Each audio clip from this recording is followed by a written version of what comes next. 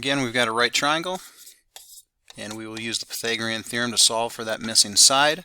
I identify my hypotenuse, which is across from the right angle, so that is C, which is 8, and so we're going to need to square that.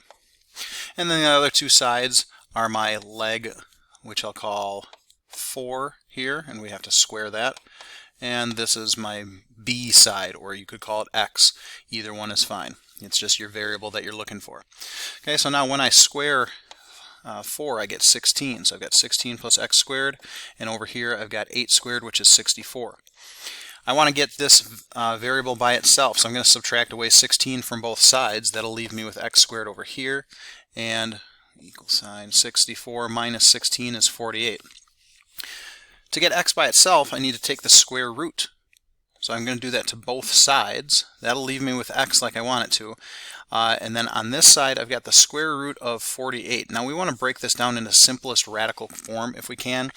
And I can see that I could probably break that down. And if you think about 48, that's like 4 times 12. 12 is like 4 times 3. Okay, so I've got 4 times 4. Because I've got 4 times 4 underneath the radical, that's what I can pull out on the outside of the radical and say 4 times the leftover square root of 3.